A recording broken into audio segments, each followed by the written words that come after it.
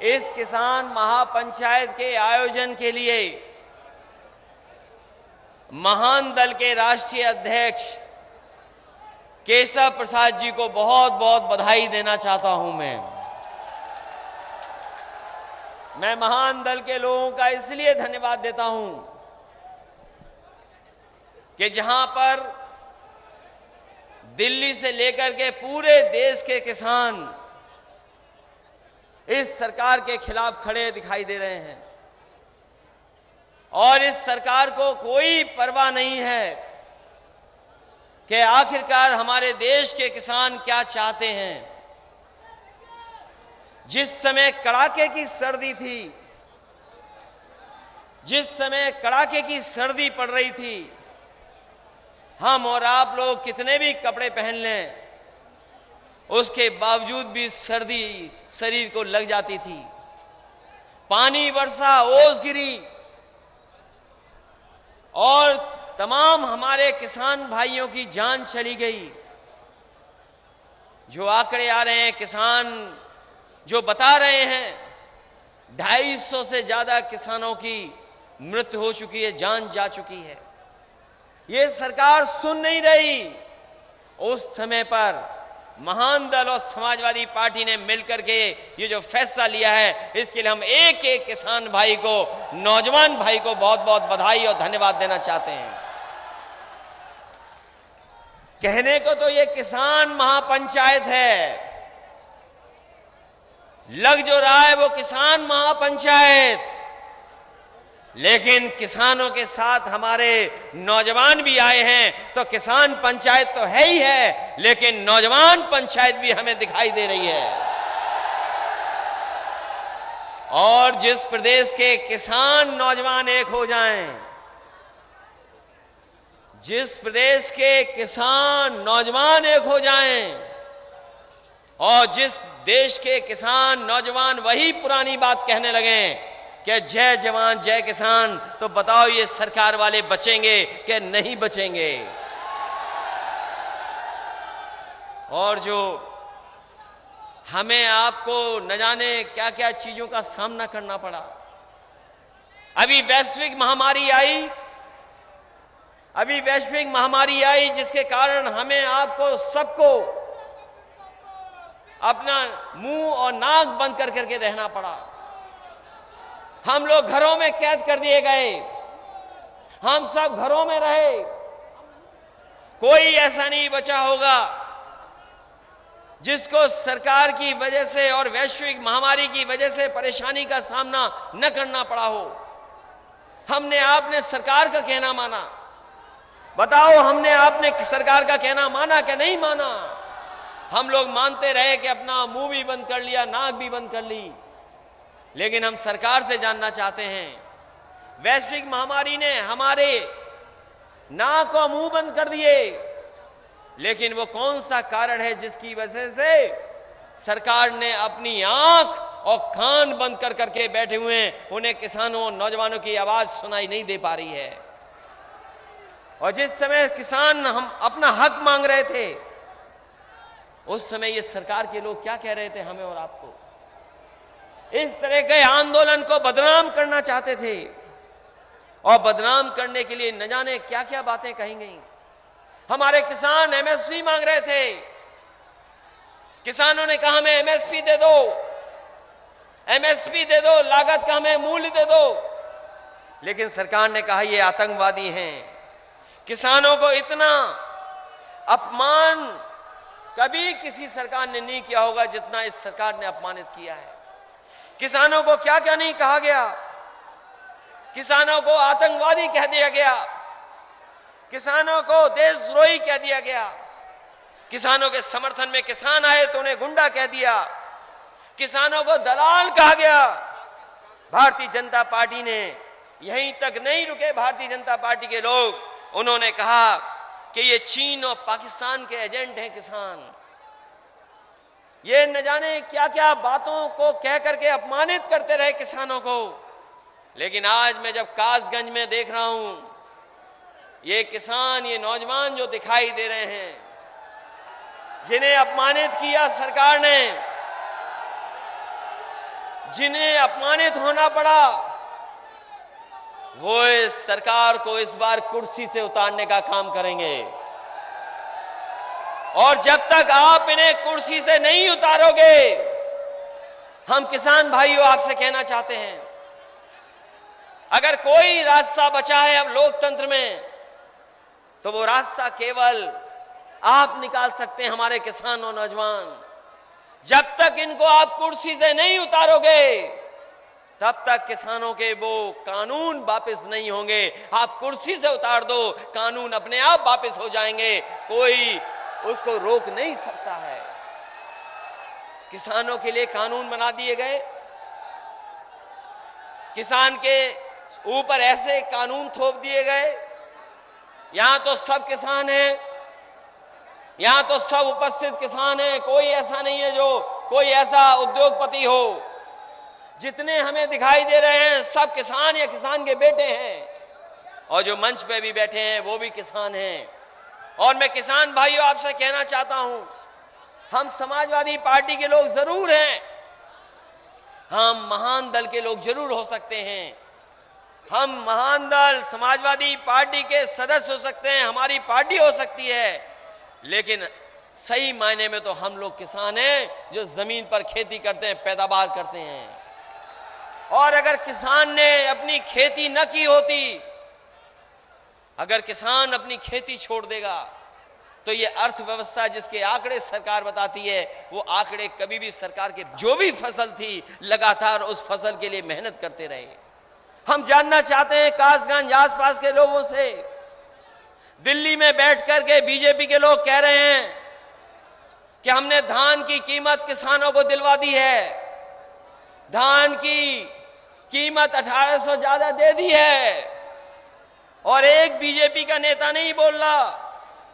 अगर देश के प्रधानमंत्री बोले और प्रधानमंत्री राज्यसभा में बोले जाकर के कि एमएसपी थी, एमएसपी है, एमएसपी रहेगी, तो हम किसान भाइयों आपसे जानना चाहते हैं, जो एमएसपी धान की है वो 1800 रुपए से ज्यादा आपको मिलना चाहिए। इस कोने से लेकर के आखिरी तक कोई किसान हमें बता दे जिसको उसके धान की कीमत 1800 रुपए मिली हो। बताओ किसान भाइयों, किसको 1800 रुपए मिला है? हमारे देश के प्रधानमंत्री सोचो राज्यसभा में बोल रहे हैं, कहते हैं कि एमएसपी है, एमएसपी थी, एमएसपी रहेगी, और जब धान हमारे किसानों ने पैदा कर दिया तो न जाने कितना दर बदर भटकना पड़ा। किसी केंद्र में उसका गेहूं धान नहीं खरीदा गया, और हमारे किसानों को मजबूरी में अपना घर चलाने के लिए 900, 1000 और 1100 रुपए में धान बेचना पड़ गया। बताओ, 1000, 1100 में धान बिक गया, आपका धान बिक के चला गया। किसी को भारतीय जनता पार्टी ने एमएसपी दिलाई हो तो बता दो। और यही भारतीय जनता पार्टी के लोग कहते थे हम किसानों की आय दोगुनी कर देंगे, यही भारतीय जनता पार्टी के लोग कहते थे हम किसानों की आय दोगुनी कर देंगे। बताओ किसान भाइयों, कौन सी पैदावार की आय दोगुनी हो गई? हम जानते हैं, क्योंकि हम लोग सब खेती करने वाले लोग हैं। हमारा किसान दिन भर खेत में काम करता है, हमारा किसान दिन भर खेती की रखवाली करता है। और बताओ रखवाली भी कैसी करनी पड़ रही है? खेत की रखवाली कर करके अपना पैदावार को बढ़ा रहा, दिन रात काम करता है। ये सरकार की तरह नहीं कि 10 बजे ऑफिस खुली और 5 बजे ऑफिस बंद हो गई। हमारा किसान तब तक काम करता है जब तक पैदावार तैयार ना हो जाए, वो खेत से पैदावार को हटा न ले जाए और बाजार तक न पहुंचा दे, तब तक हमारा किसान काम करता है। हमारा किसान अधिकारियों की तरह घंटे और घड़ी से नहीं काम करता है। बताओ किसान भाइयों, क्या आप घड़ी को देख करके काम करते हो? आप घड़ी को देख के नहीं काम करते। आप सुबह से लेकर के शाम रात, और चाहे आपको सुबह फिर उठ करके जाना पड़े, आप जाते हो अपने खेत और रखवाली करते हो अपनी फसल की। किसान मेहनत करता है, पसीना बहा रहा, उस परिवार की कोई देखभाल नहीं करने वाला। अगर उसके परिवार में कोई सदस्य भी बीमार हो जाए तो सब बर्बाद हो जाता है।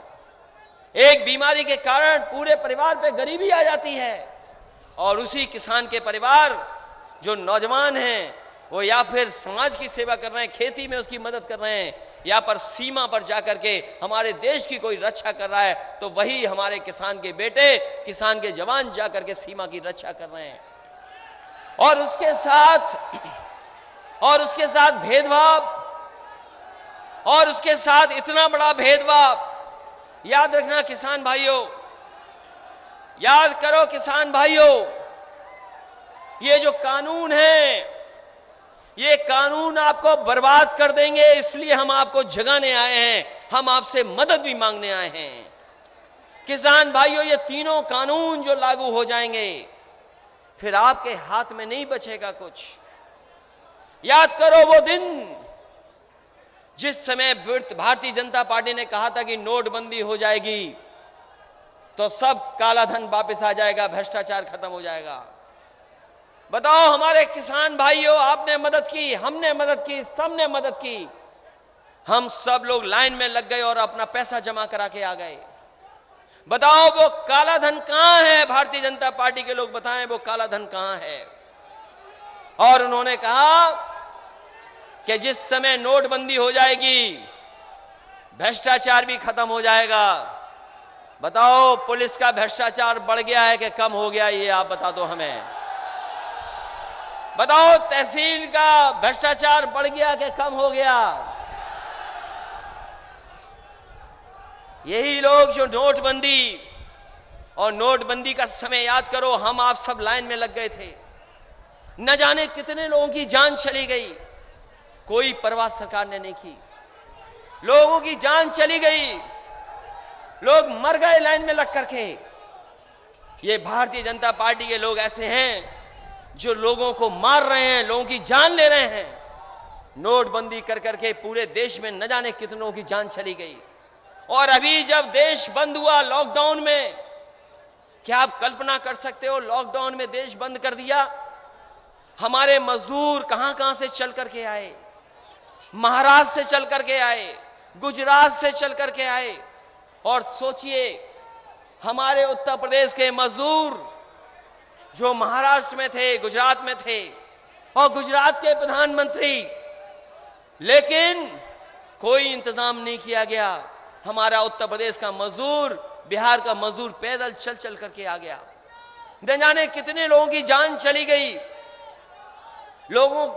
लोग घर नहीं पहुंच पाए मजदूर हमारे।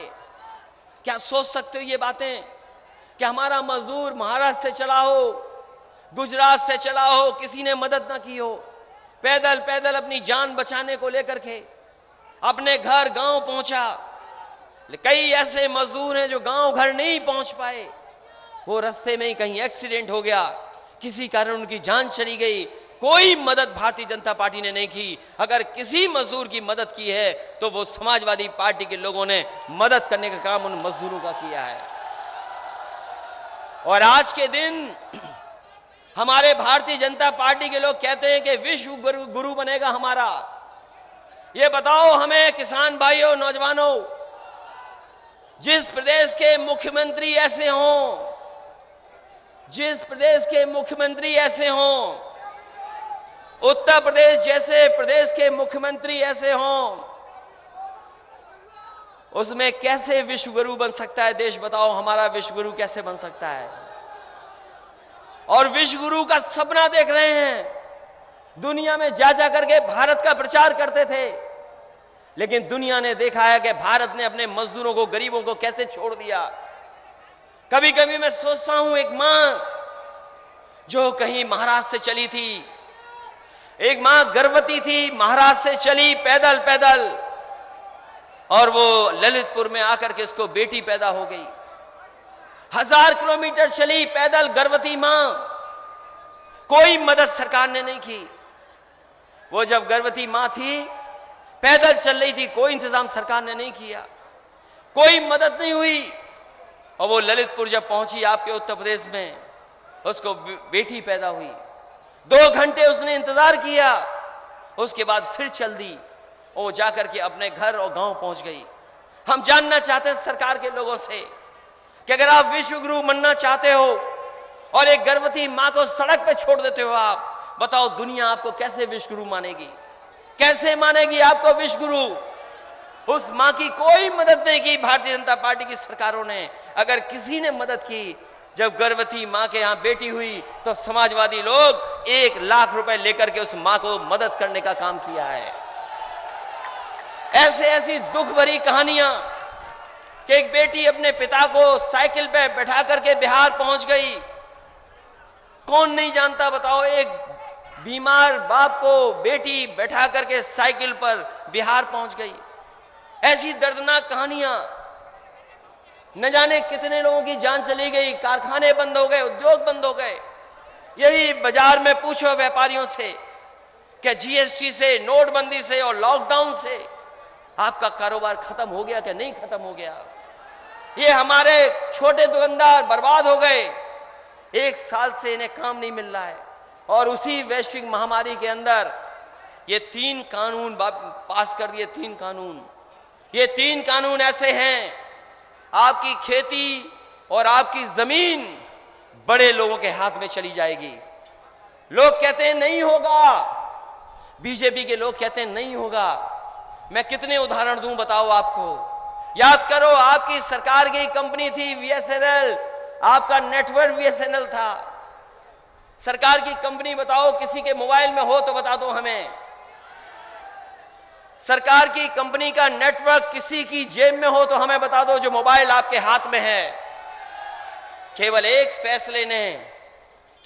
फैसले ने आपके भारत की टेलीफोन की कंपनी के पूरा का पूरा नेटवर्क एक प्राइवेट हाथ में दे दिया। और प्राइवेट हाथ में ऐसा दिया कि वो आपके मोबाइल में आकर के मोबाइल के साथ साथ आपकी जेब में भी पहुंच गया। याद करो वो समय आप लोग जब समाजवादी पार्टी लैपटॉप बांट रही थी। याद कीजिए, समाजवादी पार्टी नौजवानों को लैपटॉप दे रही थी। इसी कासगंज में, एटा में भारतीय जनता पार्टी का एक नेता आया था। उसने कहा था कि समाजवादी पार्टी के लोग जात के आधार पर लैपटॉप देते हैं, धर्म के आधार पर लैपटॉप देते हैं। मैं उन्हीं भारतीय जनता पार्टी से जानना चाहता हूं कि आपके मुख्यमंत्री जी उत्तर प्रदेश में बाबा मुख्यमंत्री हैं, योगी मुख्यमंत्री हैं, बताओ वो लैपटॉप क्यों नहीं बांट रहे हैं? और सोचो नौजवान साथियों, उत्तर प्रदेश के मुख्यमंत्री लैपटॉप क्यों नहीं बांट रहे हैं? क्योंकि उन्हें चलाना नहीं जानते, चलाना नहीं आता उन्हें।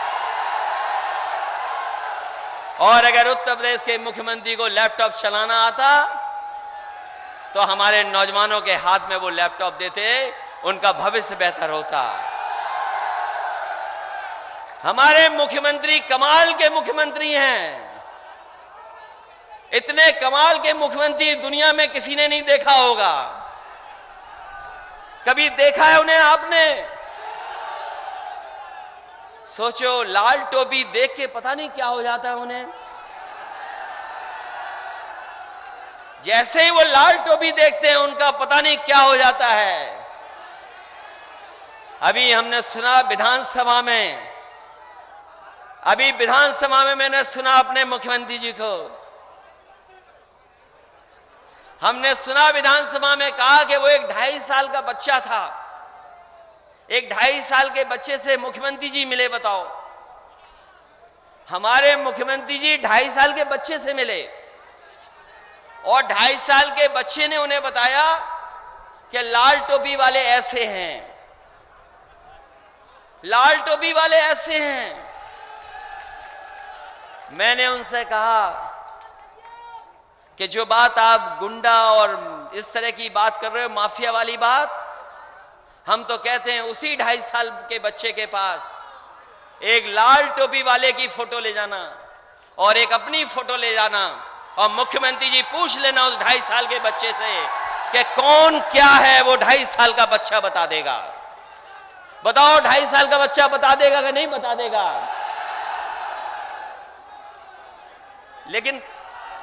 कभी कभी मैं सोचता हूं, क्योंकि यहां जितने लोग हैं सब परिवार के लोग आए हुए हैं, सब परिवार के लोग हैं। मैं कभी कभी सोचता हूं कि 2.5 साल का बच्चा बोलता कैसे होगा।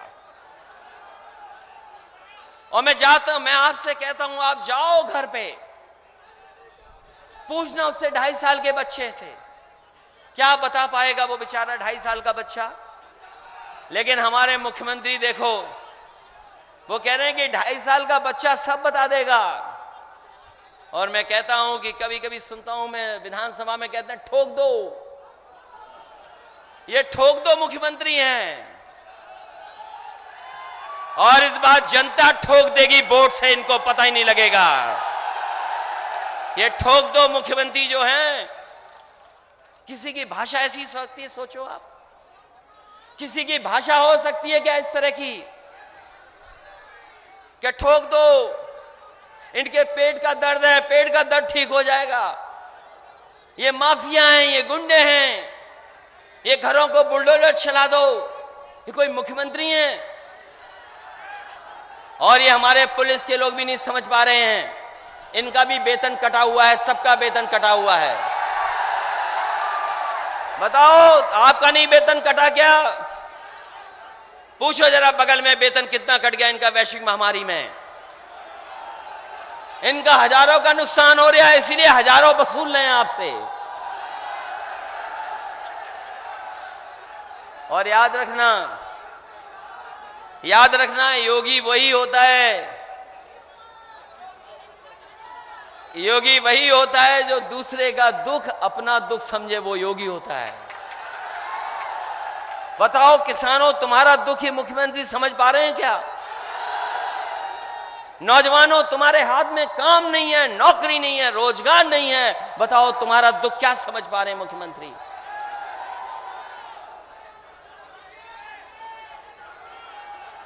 इसलिए साथियों, हम कहना चाहते हैं आपसे, कभी कभी समय होता है, कभी कभी लोगों को मौका मिल जाता है, जो कहावत है ना कि धूल में लठ लग गया है, यही तुक्के से मुख्यमंत्री बन गए हैं, तुक्के से। और अभी तो उत्तराखंड के मुख्यमंत्री बदले हैं, अभी तो उत्तराखंड के मुख्यमंत्री बदले हैं। जिस दिन विधायकों को पता लग जाएगा कि उनकी टिकट कटने वाली है, उत्तर प्रदेश के मुख्यमंत्री का भी सफाया हो जाएगा, वो अपने कुर्सी पर नहीं टिक सकते। वो लिस्ट छुपाए छुपाए घूम रहे हैं कि विधायकों को पता न लग जाए, विधायकों को पता न लग जाए, विधायकों को पता न लग जाए कि उनकी टिकट कटने वाली है। सोचो आप कि कहां प्रदेश किस रास्ते पे जा रहा था। समाजवादी लोगों ने ऐसी सड़क बनवाई, हमें गर्व है इस बात का, हमें खुशी है इस बात की कि हमने ऐसी सड़क बनवाई जो देश की सबसे सुंदर और अच्छी सड़क है। आगरा से लखनऊ और कासगंज वालों मैं आपको आज कह के जा रहा हूं, समाजवादी सरकार बनेगी तो उसी तरह की सड़क से हम कासगंज को जो जोड़ने का काम करेंगे। और वो सड़क ऐसी बनी है कि जिस समय उद्घाटन हुआ था, जिस समय उद्घाटन कराया गया था नेताजी से, दुनिया के सबसे बेहतरीन लड़ाकू विमानों को वहां उतारा गया था।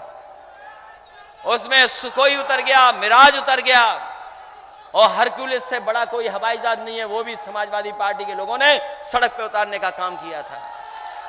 इसलिए साथियों, हम तरक्की और खुशहाली चाहते हैं। ये महान दल के लोग आए हैं, हम इनको बधाई देते हैं।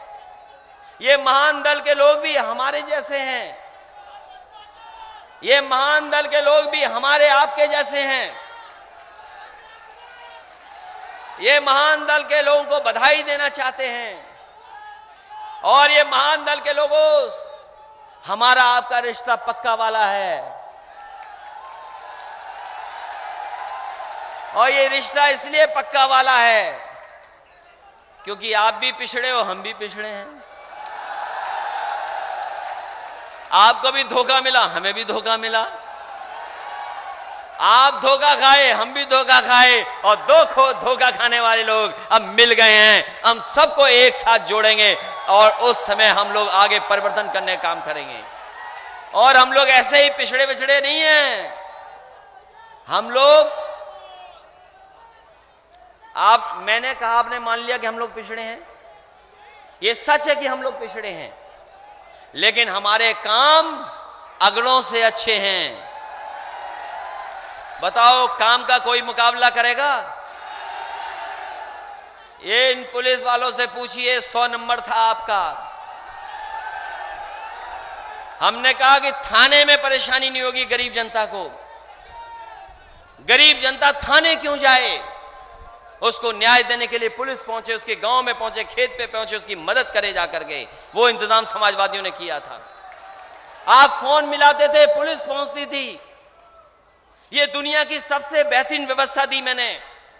और ये व्यवस्था इसलिए खराब कर दी मुख्यमंत्री जी ने, क्योंकि वो न्यूयॉर्क नहीं जानते न्यूयॉर्क कहां पर है। न्यूयॉर्क अगर जानते होते तो कहते कि हां, ये न्यूयॉर्क की जो पुलिस है, जिस तरीके से अमेरिका की न्यूयॉर्क की पुलिस चलती है, उसी तरीके से हमने अपनी उत्तर प्रदेश को चलाने का काम किया था। ये जितने पुलिस वाले खड़े हैं, इनसे पूछना 100 नंबर से बेहतरीन कोई व्यवस्था आपने देखी हो तो हमें बता दो आप। और ये सरकार के लोग इसलिए चिढ़ते थे, ये सरकार के लोग इसलिए चिढ़ते थे क्योंकि समाजवादी लोगों ने इन्हें प्रमोशन भी दिया। ये कभी सिपाही से हेड कांस्टेबल से ऊपर नहीं बन सकते थे। अगर उत्तर प्रदेश में सबसे ज्यादा प्रमोशन किसी ने दिया तो समाजवादी लोगों ने दिया है।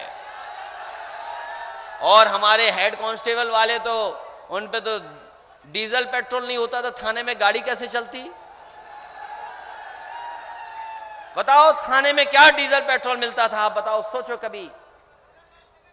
किसी थाने में डीजल पेट्रोल नहीं मिलता था। आप जब जाते थे अपनी परेशानी लेकर के, तो आप ही से पुलिस कहती थी पैसा दो तब गाड़ी चलेगी, पैसा नहीं दोगे तो गाड़ी और पुलिस नहीं चलेगी। ये व्यवस्था को आप फुरान मिलाना, गांव में पुलिस आएगी, आपकी मदद करेगी और आपकी सेवा करने का काम पुलिस करेगी। ये इंतजाम समाजवादी लोग करेंगे। और हमारे बाबा मुख्यमंत्री जी ने क्या किया? 100 नंबर का 112 कर दिया। अरे टायर ही बदल देते, कुछ तो बदल देते तो 112 कर देते। 100 का 112 नाम बदल दिया। और मैं महान दल के लोगों से कहना चाहता हूं, हमारे मुख्यमंत्री बहुत अच्छे हैं। हमारे मुख्यमंत्री इतने अच्छे हैं कि लखनऊ जाओ एक नाम से और जब वापस आओगे तो दूसरे नाम से हो जाओगे। ये जरूरी नहीं है कि आप जाओ नाम से उसी नाम से वापस आ जाओ। हमारे मुख्यमंत्री नाम बदल देते हैं। उनका सबसे बड़ा विकास कार्य यही है कि वो नाम बदल देते हैं। न जाने कितने नाम बदल दिए उन्होंने। और ये पहली सरकार है जो शिलान्यास का शिलान्यास कर रही, उद्घाटन का उद्घाटन कर रही और एमओयू का एमओयू कर रही है। और ये पहले मुख्यमंत्री हैं जो अपना उद्घाटन भूल जाते हैं फिर उसी का उद्घाटन कर देते हैं। सोचो, ऐसी सरकार है।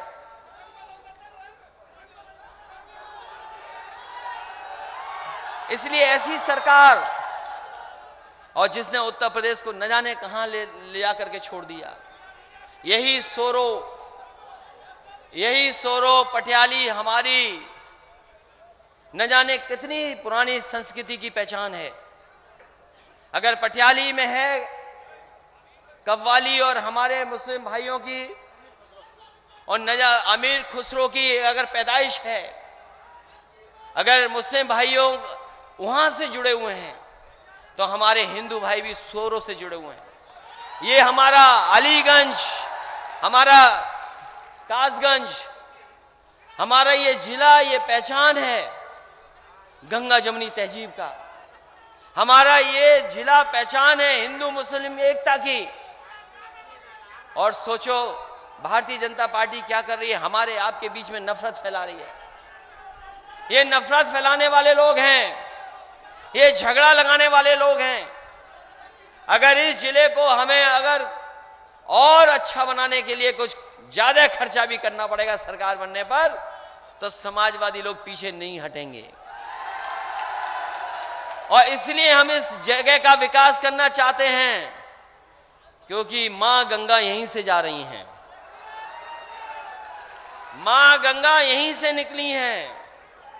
हम और आप लोग अपना न जाने कितने मेलों में, कार्यक्रमों में गंगा में स्नान लेते हैं। ये हमारी आपकी परंपरा है। भारतीय जनता पार्टी ने कहा है हम गंगा को साफ कर देंगे। बताओ कितने साल गुजर गए, गंगा कहां साफ हुई है, बता दो हमें। और यहीं गंगा तो भूल जाओ, यहीं से बगल से काली नदी जा रही होगी, यही काली नदी जा रही होगी। बताओ काली नदी हमारी कितनी साफ हो गई है। और अगर काली नदी साफ नहीं होगी तो हमारी मां गंगा कभी साफ नहीं हो सकती हैं। ये भारतीय जनता पार्टी के लोग जानते ही नहीं है कि काली नदी कहां जाकर के गंगा में जुड़ जाती है। ये गंगा में वहीं जुड़ती है जहां पर कन्नौज शुरू हो जाता है, वहां पर जाके काली नदी गंगा से जुड़ जाती है। ये गंगा को धोखा दिया इन्होंने, धर्म को धोखा दिया, भगवान को धोखा दिया, हमारे किसानों को भी धोखा दिया, नौजवानों को भी धोखा दिया। इस महापंचायत में फैसला होगा, किसान और हमारा नौजवान जिसको धोखा दिया सरकार ने, उस सरकार को सबक सिखाने के लिए खड़ा है। इसलिए हमारे कासगंज के नौजवानों, हम जानते हैं, नौजवान साथियों, जब हम दुनिया के आंकड़े देखते हैं और दुनिया के देशों की खुशहाली के बारे में जब पढ़ते हैं, तो देखते हैं कि हमारा देश हर चीज में पिछड़ा है। ये भारतीय जनता पार्टी के लोग झूठे आंकड़े बताते हैं, ये भारतीय जनता पार्टी के लिए झूठ बोलते हैं। अभी कुछ दिन पहले हमारे प्रदेश के मुख्यमंत्री जी कह रहे थे कि हमने उत्तर प्रदेश की लोगों की आय दोगुनी कर दी है। बताओ हमें नौजवानों, बताओ किसानों, तुम्हारी आय कहां दोगुनी हो गई? कहते हमने करोड़ों नौकरी दे दी। नौजवान बताओ कासगंज के किसको नौकरी दे दी इन्होंने? इसलिए नौजवान साथियों, जब आपके बारे में हम लोग सोचते हैं क्या भविष्य बचा है अगर नौकरी रोजगार नहीं मिला आपको, तो कोई भविष्य नहीं है। आपकी उम्र बढ़ती चली जा रही है। समाजवादियों ने विकास का रास्ता खोला था, नौकरी और रोजगार का रास्ता खोला था, इन्होंने सब रास्ते बंद कर दिए हैं। जब दुनिया में तरक्की हो सकती तो अपने देश में तरक्की क्यों नहीं हो सकती? अगर दुनिया में चीजें और आगे जा रही हैं तो हमारे देश में क्यों नहीं आगे हो जा सकती हैं? अगर मोबाइल आ सकता है, नेटवर्क आ सकता है, चीजें आ सकती हैं, कारोबार बढ़ाने के लिए आप उद्योगपतियों को लाभ पहुंचा सकते हो, तो क्या उन्हीं उद्योगपतियों को कह करके आप कारखाने और उद्योग नहीं लगा सकते? आप जिनको आप लाभ पहुंचा रहे हो, सोचो आप डीजल और पेट्रोल कहां बढ़ गई कीमत। ये डीजल पेट्रोल बढ़ती चली जा रही है। हमने तो केवल ये जानना चाहा कि ये डीजल पेट्रोल की जो कीमत बढ़ी है, आखिरकार डीजल पेट्रोल की कीमत के बढ़ने का मुनाफा जा कहां रहा है? कहां मुनाफा जा रहा है? बताओ डीजल महंगा हो गया कि नहीं हो गया? उज्ज्वला सिलेंडर का क्या हाल है बता दो आप। तो ये सरकार महंगाई बढ़ा रही है डीजल पेट्रोल की, और जिस समय डीजल पेट्रोल की महंगाई होती है, हर चीज बाजार में महंगी हो जाती है। महंगाई को आप रोक नहीं सकते, ये महंगाई बढ़ा रहे हैं। और बताओ बिजली की कीमतें क्या हैं? हमारे बाबा मुख्यमंत्री ने आज तक कोई बिजली का कारखाना नहीं लगाया। अगर कोई कारखाना हमारे मुख्यमंत्री ने लगाया हो तो बता दो आप। ये एटा में जो लग रहा है, ये सबसे बड़ा बिजली का कारखाना एटा में लगाया, वो समाजवादी पार्टी के लोगों ने लगाना शुरू किया है। बिजली का कारखाना लगाया नहीं, और बिजली कितनी महंगी कर दी आपकी, बताइए आप। मीटर ठोक दिए, बिजली है नहीं, मीटर ठुकवा दिए गए हैं। बताओ मीटर ठुक गए कि नहीं ठुक गए? और बिजली महंगी हो गई कि नहीं हो गई? और हमारे बाबा मुख्यमंत्री ने एक बिजली का कारखाना नहीं लगाया। अगर एक कोयले से बनने वाली बिजली का एक कारखाना लगाया हो तो बता दो। और वो बात तो अलग है, कारखाना कब लगेगा। बिजली के कारखाने का नाम आज तक नहीं अपने मुंह से लिया होगा उन्होंने, अपने मुंह से आज तक नहीं कहा होगा कि एटा में 3x660 सुपर क्रिटिकल बिजली का प्लांट लगने जा रहा है। एक भी बार नहीं बोला होगा उन्होंने। तो बिजली लगाई नहीं, बिजली महंगी कर दी। तो इसलिए सोचते जाना हमारे किसान भाइयों, नौजवानों, तुम्हारे हाथ में नौकरी नहीं है। और मैं कह के जा रहा हूं, पुलिस भर्ती का इंतजाम किया था हम लोगों ने, उसमें कोई परेशानी देनी पड़ती थी, आपको केवल दौड़ के दिखाना पड़ता था। आने वाले समय में सरकार बनेगी तो ऐसे नौजवानों को नौकरी और रोजगार देने का इंतजाम समाजवादी लोग करेंगे। क्योंकि नौजवानों के हाथ में नौकरी और रोजगार होगा तो हमारे समाज, हमारे प्रदेश और देश का भविष्य भी बेहतर होगा। अगर इनके हाथ में नौकरी नहीं होगी, काम नहीं होगा, रोजगार नहीं होगा, तो हमारे समाज का, हमारे परिवारों का, हमारे देश का भविष्य बेहतर नहीं हो सकता।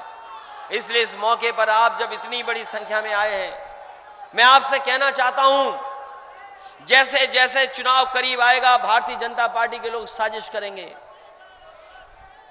जैसे जैसे चुनाव करीब आएगा ये भारतीय जनता पार्टी के लोग साजिश करेंगे, षड्यंत्र करेंगे और हो सकता है हमारे और आपके ऊपर हमला भी कराएं ये लोग। ये साजिश करने वाले लोग हैं, ये षड्यंत्र करने वाले लोग हैं। आप देखो बंगाल का चुनाव किस तरीके से हिंदू और मुस्लिम के आधार पर चुनाव लड़ रही भारतीय जनता पार्टी, जानबूझ करके समाज में नफरत फैला करके राजनीति कर रही है। इनके पास विकास का कोई मुद्दा नहीं है और विकास पे इसलिए नहीं बात करते हैं क्योंकि विकास हमें और आपको जोड़ता है, हमें और आपको खुशहाली के रास्ते पे ले जाता है। इसलिए ये जानबूझ करके जैसे जैसे चुनाव करीब आएगा ये साजिश और षड्यंत्र करेंगे। जहां आपको बीजेपी से सावधान रहना है वहीं और दलों से भी आपको सावधान रहना पड़ेगा, क्योंकि आने वाले समय में ये जान गए हैं कि सरकार किसकी बनने जा रही है। सब जान गए हैं साइकिल आ रही है, और जब साइकिल आ रही है तो हमें और आपको बहुत समझदारी से काम लेना पड़ेगा, बहुत समझदारी से काम करना पड़ेगा। और धीरे धीरे हम लोग कोशिश करेंगे और दलों को भी साथ ले लें, लेकिन बड़े दलों से कोई समझौता नहीं करेंगे। हम लोग बड़े दलों से कोई समझौता समाजवादी पार्टी नहीं करेगी। हम करेंगे अपने महान दल से भी करेंगे, आरएलडी से भी करेंगे, लेकिन राष्ट्रीय पार्टियों से कोई समझौता समाजवादी पार्टी नहीं करेगी। इसलिए मैं आपको बधाई भी देना चाहता हूं और महान दल के एक एक कार्यकर्ता को बधाई देना चाहता हूं। ये जो हम लोग आज साथ साथ काम कर रहे हैं इसी तरह साथ साथ काम करेंगे, क्योंकि जो मुद्दे आपके हैं वही मुद्दे हमारे हैं, जो हमारे मुद्दे हैं वही मुद्दे आपके हैं, जो परेशानी आपकी है वही परेशानी समाजवादियों की है। ये तो धोखा लेकर के वोट ले लिए, और हम लोग कौन नहीं जानता, हमने सबने पढ़ी है रामायण, सबने महाभारत पढ़ा है, न जाने क्या क्या बातें धोखे से हुई हैं। धोखा देके वोट ले लिया इन्होंने, और अब सरकार जब चल रही है तो सच्चाई कहां पर ये सोचो आप। न आपको धान की कीमत मिल रही, न मक्के की कीमत मिलेगी, न दूध को कोई पूछ रहा, न जानवर को कोई पूछ रहा, न नौकरी, न रोजगार, न महंगाई कम कर रहे हैं। और हमारे देश की जो अच्छी कंपनियां थी सब बेचे जा रहे हैं। हमारी जो कीमती कंपनियां थी, ट्रेन बिक रही, हवाई जहाज बिक रहा। हमारे अभी अध्यक्ष जी ने हमें चेन दे दी एक सोने की। हम तो कहेंगे अपना पैसा गिनो और कोई ट्रेन तुम भी खरीद लो तो हम सब फ्री चला करेंगे। ट्रेन बिक रही कि नहीं बिक रही बताओ, हवाई जहाज बिक रहे हैं कि नहीं बिक रहे। हम अपने जिलाध्यक्ष जी से कहेंगे एक ट्रेन खरीद लो हमारे लिए। अरे हम लोग चला करेंगे फ्री उसी पर, क्योंकि रेल बिक रही है, जमीनें बिक रही हैं। और जो लोग इतिहास जानते होंगे, इतिहास के पन्ने पलटना आप लोग, एक कानून बना जिसने ईस्ट इंडिया कंपनी को सरकार बना दिया। एक ईस्ट इंडिया कंपनी अंग्रेजों की आई थी भारत में, वो काम कर रही थी, कारोबार कर रही थी, बिजनेस कर रही थी, यहां से कॉटन ले जाती थी, मसाला ले जाती थी। वो एक कंपनी थी, वो सरकार नहीं थी।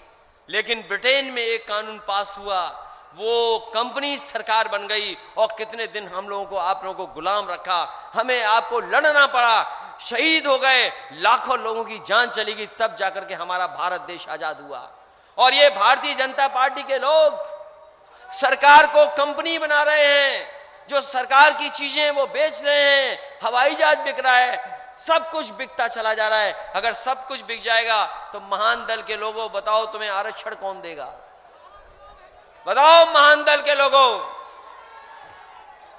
हमें मिले ना मिले, हम लोगों का तो झगड़ा लाल टोपी वाला है। लेकिन महान दल के लोगों बताओ, ये सब कुछ बिक जाएगा तो आपको आरक्षण कौन देगा? बताओ, नौकरी कौन देगा आपको? संविधान की धज्जियां उड़ा रही हैं, जा रही हैं। संविधान ने जो हमें अधिकार दिए, आपको अधिकार जो मिले, बताओ वो अधिकार आपको मिलने के नहीं मिलने? बताओ आप। अरे आप तो कहते हो झगड़ा हमसे है, लेकिन सोचो क्या क्या आपसे छीन लिया गया। बताओ, हमें लाल टोपी वालों को नौकरी मिली ना हो, लेकिन महान दल वाले बताओ तुम्हें एमएसपी धान की कहां मिल गई है? बताओ पहले। तुम्हारा धान 1800 रुपए का कहां बिक गया? कहीं बिका हो तो बताओ। और तुम्हें नौकरी अलग से मिल गई हो तो बता दो आप। तो सोचो, हम और आप सब एक से ही हैं। और हम तो आखिरी में इतना ही कहेंगे, हमारे मुख्यमंत्री जी को बहुत लाल टोपी से प्यार है। लाल टोपी लगते ही हम लोगों की शक्ल बदल जाती है, अच्छे दिखने लगते हैं। हम तो कहेंगे मुख्यमंत्री जी कभी आप भी एक दिन लाल टोपी लगा लो, बहुत अच्छे दिखोगे आप। क्योंकि वो बीजेपी के सदस्य नहीं हैं, वो बीजेपी के सदस्य नहीं हैं, वो भारतीय जनता पार्टी के सदस्य नहीं हैं। इसलिए इस सरकार को हटाओ। हम अपने महान दल के लोगों को बधाई देते हैं और अपने समाजवादी साथियों को बधाई देते हैं। ये चुनाव की शुरुआत है, अभी चुनाव नहीं है, केवल महापंचायत चल रही है, तैयारी चल रही है आने वाली समय की। वो कहते हैं ये किसानों का आंदोलन नहीं है, भारतीय जनता पार्टी के लोग कहते हैं ये पॉलिटिकल आंदोलन है। हम उनसे कहते हैं कि हम पहले किसान हैं, फिर पॉलिटिकल पार्टी हैं। यहां जितने लोग खड़े हैं सब पे खेत हैं, और भारतीय जनता पार्टी को देखना हो तो हमारे खेत दिखाइए। खेत में आजकल आलू लगा हुआ है, उठ रहा है, आलू उठाया जा रहा है कि नहीं है? बताओ।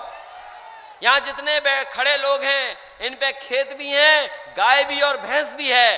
भारतीय जनता पार्टी के लोग बताओ, तुम साजिश करते हो, षड्यंत्र करते हो, तुम्हारे खेत कहां पर हैं? जो खेत वाले नहीं हैं वो बताओ खेत वालों के लिए हमारे लिए कानून बना रहे हैं।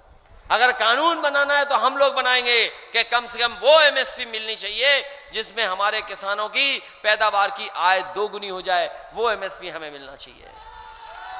और जब तक एमएसपी नहीं मिलेगी आय दोगुनी वाली, तब तक हमारी तरक्की और खुशहाली नहीं हो सकती। इसलिए इन्हीं शब्दों के साथ मैं अपने नौजवानों को बहुत धन्यवाद देता हूं, बधाई देता हूं, और मैं आपसे अपील करता हूं, ये लड़ाई बहुत लंबी है, हमारे आपके भविष्य की लड़ाई है, हमारे आपके आने वाले समय का भविष्य कैसा हो, हमारे आपके सपनों की लड़ाई है। हम आपको आगे ले जाना चाहते हैं, भारतीय जनता पार्टी के लोग पीछे ले जाना चाहते हैं। हम आपके लिए सड़क, अस्पताल, बिजली, शिक्षा, आपको नौकरी, रोजगार देना चाहते हैं। भारतीय जनता पार्टी के लोग आपको अंधकार में ले जाना चाहते हैं। इसलिए अंधकार से बचाओ, खुद बचाओ, औरों को बचाओ, और समाजवादी पार्टी और महान दल के लोगों को मजबूत करने का काम करो। इन्हीं शब्दों के साथ मैं आप सबका बहुत बहुत धन्यवाद देता हूं, आभार प्रकट करता हूं। महान दल समाजवादी